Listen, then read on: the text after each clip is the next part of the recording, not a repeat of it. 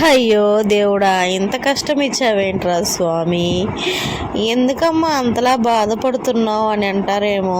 బాధ వేస్తుందండి. ఎందుకంటే ఈ బర్డ్ ఫ్లూ అనే ఒక వైరస్ వచ్చింది కదండి. మరి వస్తే నీకేంటి? అది నీకనే వచ్చిందా? లేదండి, నాకేం రాలేదు. కానీ బర్డ్ ఫ్లూ వైరస్ వచ్చింది కదా, చికెన్ తినకూడదు, ఎగ్స్ తినకూడదు అంటున్నారు. నేను మొన్నే అంగన్వాడీకి వెళ్ళి 50 ఎగ్స్ తీసుకొచ్చాను. మరి ఆ 50 ఎగ్స్ నేనేం చేసుకోనండి? ఎవరికి ఇవ్వను. ఎవరికైనా ఇస్తే కూడా వాళ్ళు తీసుకోరేమో వైరస్ ఉందని. ఇంకా నేను దాన్ని పడేయలేను, నేను తినలేను. ఏం చేసేదిరా దేవుడా? ఇంకేం చేయలేము. ఇంట్లో ఎవరికి, మా హస్బెండ్కి కానీ మా పిల్లలకి కానీ పెట్టకుండా నేనే తినేయాలనుకుంటున్నాను.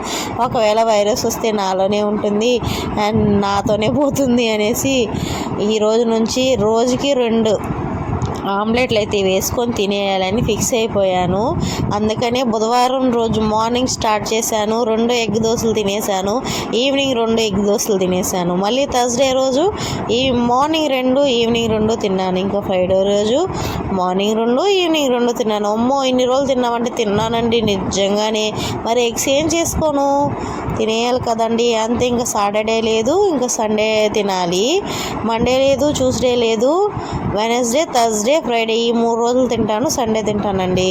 ఏం చేయాలండి? 50 ఎగ్స్. భగవంతుడా, మొన్న మా చెల్లి రొయ్యలు తెచ్చిందని చెప్పాను కదా, తనకు ఒక 8 ఎగ్స్ ఇచ్చి పంపించాను. అంటే బాక్సులు పట్టే బాక్సులు లేవు, తన బరువు కూడా ఎత్తుకోలేను అని చెప్తే ఇంకా 8 or 9 ఇచ్చి పంపించానులేండి. మిగిలిన ఎగ్స్ అన్నీ నేనే తినాలి. ఎలా తినాలిరా దేవుడా? ఎలాగో తినేయాలి. పడేయడానికి మనసు రాదు. తింటే ఏమవుతుందో నాకు భయం.